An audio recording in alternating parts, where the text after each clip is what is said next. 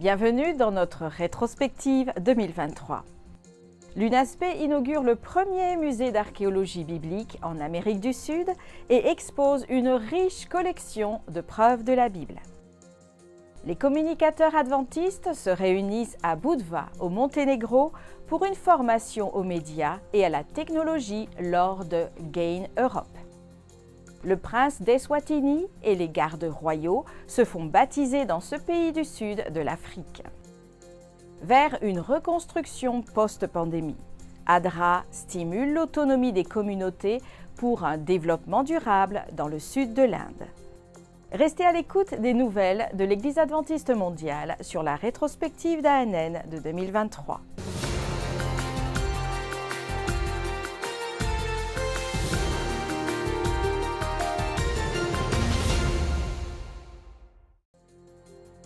Le premier musée d'archéologie biblique en Amérique du Sud a été inauguré. Avec environ 3000 pièces originales et des dizaines de répliques, le musée se distingue par sa riche collection de preuves soutenant les récits bibliques. Situé à l'Université adventiste du Brésil, les billets du musée pour ses 6 premières sessions se sont vendus en environ 4 minutes. Il continue de connaître une demande extrêmement élevée, attirant des visiteurs de différentes régions du pays. Les artefacts du musée remontent à aussi loin que 2000 avant Jésus-Christ et proviennent de différentes parties du monde, telles qu'Israël, l'Égypte, la Jordanie et certains pays européens. L'exposition raconte plus de 4000 ans d'histoire, à travers une chronologie, divisant les phases de l'âge du bronze ancien à la période byzantine. Le projet du musée d'archéologie biblique a été conçu il y a 20 ans par le docteur Rodrigo Silva. Celui-ci est l'animateur de l'émission de télévision Evidence, diffusée sur TV Novo Tempo, la chaîne de télévision adventiste au Brésil. Il a reçu un bref hommage lors de l'un des moments les plus touchants de la cérémonie d'inauguration. Merci beaucoup, vous êtes témoin d'une grande occasion. Je remercie tous ceux qui ont permis de faire de ce rêve une réalité. Le musée d'archéologie biblique est une sorte de patrimoine culturel, avec 3000 pièces archéologiques originales et des dizaines de répliques couvrant une période de fourre tous en temps d'histoire biblique. Sempre há espaço para a gratidão. Il y a toujours de la place pour la gratitude. Des remerciements ont été adressés. Nous continuerons avec ce sentiment de reconnaissance envers Dieu de permettre à l'UNASP de franchir une étape importante pour proclamer que la Bible est la parole de Dieu et que nous croyons en cette vérité. Gloire à Dieu. Le financement de la construction du musée provenait principalement d'un cours biblique en ligne appelé « La Bible annotée », enseigné par le docteur Silva lui-même et qui a atteint plus de 3000 étudiants. À titre honorique, un de ses étudiants s'est vu remettre un livre contenant les noms de tous ses donateurs. Le président de l'Université adventiste du Brésil, le docteur Martin Kuhn, a mis en évidence le verset 8 du chapitre 40 du livre d'Isaïe en soulignant la parole de Dieu comme point central du musée. Ésaïe 40, verset 8. L'herbe sèche, la fleur tombe. Mais la parole de notre Dieu subsiste éternellement. Pendant 8 jours, des communicateurs de toute l'Europe et d'autres continents se sont réunis à Budva, au Monténégro, pour apprendre comment utiliser stratégiquement les médias et la technologie afin de remplir la mission de partager l'évangile du Christ à travers le monde. Pendant 8 jours, des responsables de la communication de toute l'Europe et d'autres pays du monde se sont retrouvés à Budva, au Monténégro, au sud de l'Europe, pour partager des idées, discuter de projets et élaborer des stratégies sur la manière de mieux communiquer notre mission au monde. Avec moins de 20 000 habitants, la ville côtière de Budva est baignée par la mer Adriatique et possède des vestiges des empires grecs et romains dans ses rues et ses bâtiments. Capitale touristique du Monténégro, un pays qui faisait partie de la République socialiste de Yougoslavie, Budva accueille des centaines de milliers de visiteurs chaque année. La diversité culturelle du lieu offre des opportunités et inspire des idées motivantes pour la mission. C'est dans cet environnement que plus de 300 communicateurs ont participé à 2 des rencontres de communication les plus importantes de l'Église adventiste du 7e jour. Au cours des 4 premiers jours, le siège de l'Église adventiste dans la région intereuropéenne a organisé le Conseil consultatif de la communication 2023. Un événement où les champs présentent des rapports, des projets et leur méthode d'utilisation de la technologie pour prêcher l'Évangile. Avec le concept Premier contact communauté baptême discipulate et le thème Vision et stratégie intégrée pour la communication, les médias et la mission, le Conseil consultatif a inclus des professionnels des 11 sièges administratifs de l'Église adventiste en Europe. Le Monténégro a également constitué une scène, le Global Adventist Network, GAIN, un événement organisé par la division transeuropéenne, la division interaméricaine et Hope Media Europe. Les dirigeants de la mission adventiste et des ministères personnels d'Europe ont participé en tant qu'invités spéciaux. Le thème de l'événement était « Purpose », qui signifie une motivation dans la vie en lien avec Dieu et le partage de son message avec les autres. Le programme s'est également concentré sur le discipleship numérique. Paulo Macedo, directeur de la communication inter-européenne, parle des objectifs et des moments forts de GAIN Europe. Notre objectif principal à GAIN Europe est de rassembler les personnes liées à la communication de la division transeuropéenne et de la division intereuropéenne. Mais cette année, 41 pays sont également venus de la division euro-asiatique, de la campagne ukrainienne et de la division du Pacifique Sud, qui comprend l'Australie et la Nouvelle-Zélande, de se connecter les uns aux autres, et aussi avec un objectif important, réunir la mission adventiste et les ministères personnels, dans le but d'avoir une vision intégrée de ce que la communication signifie pour la mission. De ce point de vue, ce fut une expérience exceptionnelle. Représentant du siège mondial adventiste, Williams Costa Jr., directeur de la communication, partage l'une des nouvelles fonctionnalités de l'événement. Ce qui a retenu notre attention ici en Europe, c'est un projet qui intègre la production d'un film et d'un livre. Cette combinaison de médias a pour but d'apporter de l'espoir aux personnes. Et avec des personnes de tant de pays et de cultures différentes qui se réunissent, le réseautage et le partage d'expériences continuent d'être l'une des meilleures attractions de GAIN. Pour moi, la meilleure chose à propos du GAIN est de travailler avec des gens, de faire du réseautage, de rencontrer de nouveaux amis et de trouver des idées pour des projets, en mettant fin aux silos et en renforçant la collaboration. C'est formidable. Revenez l'année prochaine. Cela a été une bénédiction d'être ici. Nous avons discuté de la technologie, de l'innovation et des communications pour l'Église et comment cela peut nous aider à améliorer et créer un bon environnement pour que les gens en sachent plus sur la seconde venue de Jésus. Et GAIN pour moi était un rêve lorsque j'ai assisté pour la première fois au GAIN international en Jamaïque. À l'époque, j'étais directeur de la communication de la division et je me suis dit, pourquoi pas aussi dans notre contexte? Je suis revenu et j'ai parlé avec mes collègues et nous avons commencé à organiser des réunions que nous appelons des réunions médiatiques, quelque chose comme ça. Mais après quelques années, très peu d'années, nous avons organisé le GAIN Europe. Et ce GAIN Europe était bien sûr la réalisation de notre rêve. À l'époque, j'étais directeur de la communication et je travaillais avec Klaus Popa, le directeur de GAIN Europe. Avec Klaus Popa, rapidement avec Klaus Popa, le directeur de Hope Media en Europe. Et nous avons essayé de donner une âme à ce GAIN. Et c'était le début d'une aventure. GAIN Europe fait partie d'une série d'événements continentaux sur la communication et la technologie au service de l'Évangile. Cette année, la conférence du GAIN se déroulera sur 4 continents. GAIN se déroulera sur 4 continents, Amérique, Asie. Nous sommes maintenant en Europe et en décembre, ce sera l'Afrique. Ceux qui participent à GAIN trouvent de nombreuses raisons d'être heureux et de célébrer la mission. J'adore GAIN car cela rassemble les communicateurs et le personnel des médias. Nous travaillons mieux ensemble que seuls. Je veux que vous imaginiez que vous pourriez être dans un coin de l'Europe, dans un petit studio, un seul travailleur, travaillant seul jour après jour, produisant, filmant, faisant tout ce qui est requis d'un studio. Vous êtes un homme orchestre.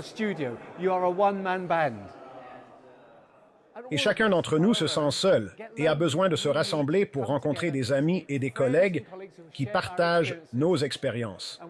Et l'une des beautés d'être adventiste est que oui, souvent nous sommes seuls dans notre petite église ou dans notre petit centre médiatique, mais nous appartenons à une organisation mondiale.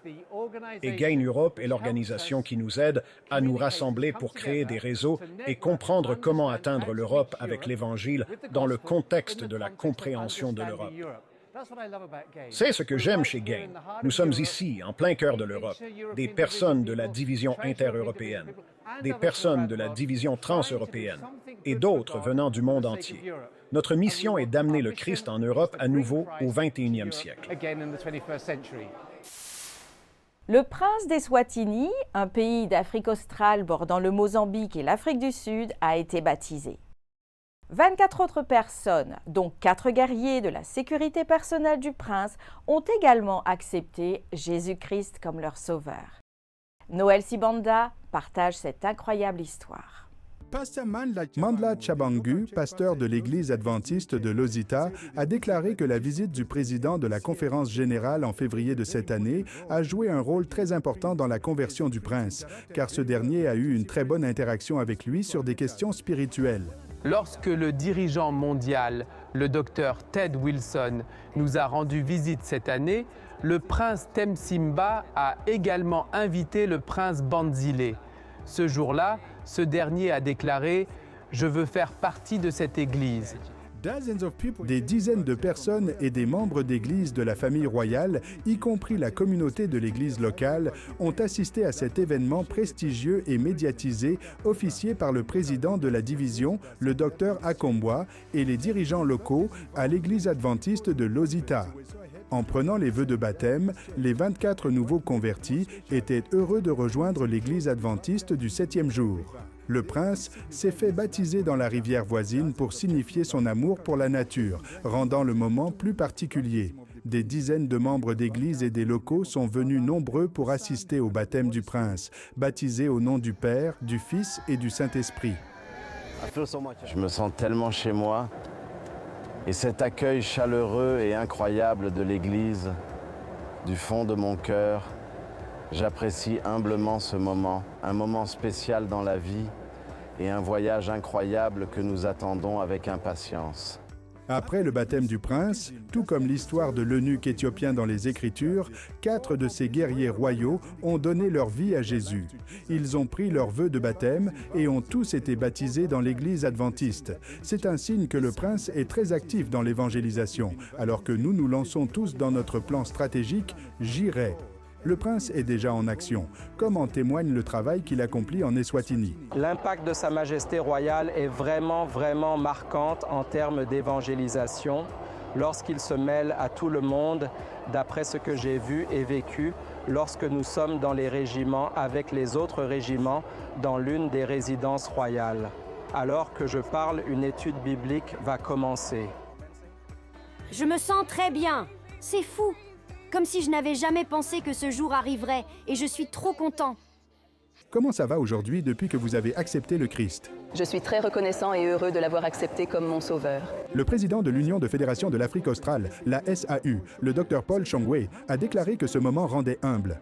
Le prince a décidé d'être baptisé, quelle journée! Nous sommes ici derrière cette belle eau, baptisant l'enfant de Dieu. Nous sommes très enthousiastes. C'est une journée formidable pour la Fédération d'Eswatini, mais aussi pour toute la famille de la SAU. Nous croyons que ce que nous avons vécu aujourd'hui va ouvrir des portes pour le prince, mais aussi pour la famille royale. Quant à la sœur du prince, ce fut une joie pour elle de voir son frère rejoindre l'église adventiste. Son désir est de voir tous ses frères et sœurs choisir Jésus-Christ comme leur sauveur personnel. Je suis très heureuse pour mon frère. Je le félicite et lui souhaite la bienvenue dans l'église adventiste du 7e jour. Le baptême du prince aujourd'hui est un signe certain que l'Église se développe ici, dans l'Union de fédération de l'Afrique australe, plus précisément dans la division de l'Afrique australe Océan Indien, et nous louons Dieu pour la moisson. Pour ajouter la cerise sur le gâteau, le président de la division, Dr Akomboa, vêtu de l'habit traditionnel Swazi, a été invité par le roi lui-même à se rendre au palais du peuple, au palais du roi, la résidence des princes à Lofugazi. Des milliers de personnes se sont rendues au palais du roi pour écouter son discours. Puis, le Dr Akomboa, accompagné du président de l'Union, le Dr Chongwe et du prince Banzile, ont rendu une visite courtoise au roi lui-même. Nous avons enfin rencontré Sa Majesté en personne. Il avait pris l'engagement de nous recevoir. Je pense que grâce à la présence de l'Église au sein du palais, nous allons au-devant de jours incroyables. Quel honneur pour le président de la division, Dr Akomboa, d'avoir une audience avec le roi lui-même et de partager la mission de l'Église avec la famille royale. Pour ANN, c'était Noël Sibanda depuis Manzini, en Eswatini. Au Brésil, un couple âgé découvre la foi et se fait baptiser 15 ans après avoir reçu des DVD de la Bible. Un couple âgé, Erenita et Plinio Rodriguez, résidents de Villa Flores, à Rio Grande do Sul, ont décidé de se faire baptiser 15 ans après avoir reçu des DVD de la Bible de la part des missionnaires de l'Église adventiste du 7e jour. Intrigués par la série La tragédie des siècles, ils ont acheté l'équipement nécessaire à la lecture du matériel. Au fil des années, ils ont découvert et soutenu la chaîne de télévision Novo Tempo et ils ont exprimé leur intérêt pour une visite, ce qui a conduit à une rencontre avec le pasteur Charles Vega et sa femme, Ana Lucia. Le couple a été baptisé à Curitiba, Paraná, lors du concile annuel ayant pour thème « Une église vivante », qui mettait l'accent sur l'importance d'une église active dans la diffusion du message de l'Évangile. Le concile annuel a réuni des participants des 3 États du Sud qui ont évalué les rapports, défini les stratégies missionnaires pour l'année suivante et mis l'accent sur la dynamique et l'activité de l'église vivante. Un baptême remarquable dans les eaux de la Méditerranée. Sur les rives de l'île de Chypre, dont il est fait mention dans la Bible, des individus descendent dans l'eau lors d'une cérémonie émouvante. Diverses activités d'évangélisation ont eu lieu dans la région et ont touché des personnes de plusieurs générations. Le pasteur Dejan Stokovic, directeur de la jeunesse de l'Église adventiste du 7e jour dans la région transeuropéenne, partage avec nous les détails. Bonjour à tous et bienvenue dans le vlog cette fois-ci. Nous sommes sur l'île biblique de Chypre. Merci beaucoup de vous joindre à nous et j'espère que vous apprécierez.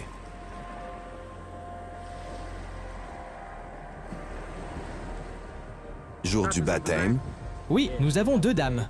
Elles attendent toutes les 2 ce jour depuis longtemps.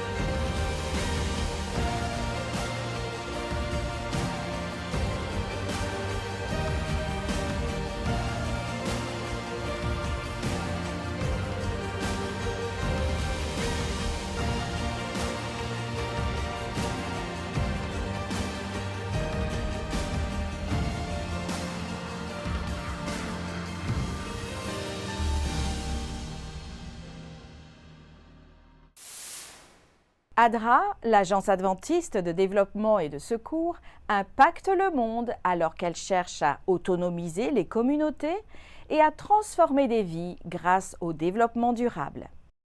Dans le sud de l'Inde, ADRA a aidé 10 familles à établir des jardins de culture biologique, leur fournissant ainsi un moyen de générer des revenus suite aux difficultés économiques causées par la récente pandémie.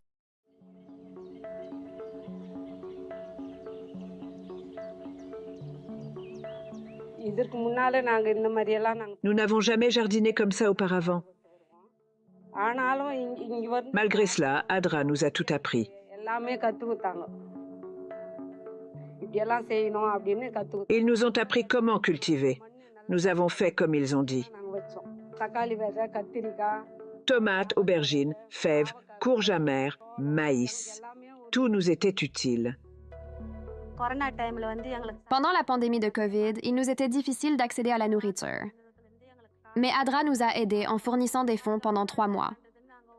Ensuite, nous nous sommes interrogés sur l'après, et ADRA nous a présenté l'agriculture domestique. Je n'ai appris l'agriculture biologique que grâce à l'enseignement de ADRA.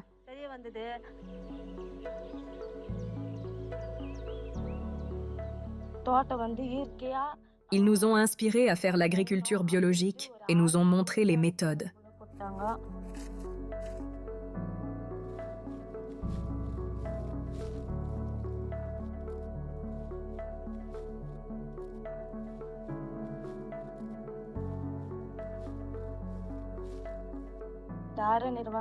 Nous avons reçu beaucoup d'aide de ADRA. Ils ont pris nos défis comme les leurs. Ils nous ont beaucoup aidés et pour cela, je suis reconnaissante. À Madrid, en Espagne, une église dirigée par le pasteur Jonathan redéfinit la foi pour les communautés laïques et post-chrétiennes. Elle offre un espace de dialogue ouvert et de redécouverte de l'amour de Dieu au milieu d'un sécularisme croissant. La mission adventiste nous en dit plus. Les implantations d'églises sont souvent un endroit où l'on peut inviter d'autres personnes à partager leurs questions, leurs doutes et leurs points de vue sur la Bible. Un lieu où l'on écoute leurs histoires, leurs expériences et où l'on fait preuve de respect et de compassion. Ce qui permet de construire la confiance et l'amitié et aussi de démontrer l'amour du Christ. Jonathan est le pasteur de Cerro, une église qu'il a aidé à lancer à Madrid, en Espagne. Il est également directeur associé du centre Mission Globale pour la mission laïque et post-chrétienne. L'objectif de ce centre est de mieux comprendre les personnes habituées aux idées de la société moderne actuelle et de les aider à vivre une véritable expérience avec Dieu. Il a découvert que les personnes qui ne se sentent pas à l'aise dans une église traditionnelle déjà établie sont souvent prêtes à rejoindre un nouveau groupe en développement qui leur paraît plus amical, plus authentique et plutôt diversifié. Aujourd'hui, l'Espagne est le pays le plus sécularisé. Elle a le taux de laïcité le plus élevé d'Europe. Jusqu'à 60% de la population ne croit pas en Dieu, ou du moins ne pratique aucune religion. Aussi loin qu'elle se souvienne, la relation de Sylvia avec Dieu a connu des hauts et des bas. Son enfance passée dans une école chrétienne l'a amenée à penser que Dieu était strict. Mais elle se demandait s'il n'y avait pas plus que lui. Et elle a donc commencé à chercher.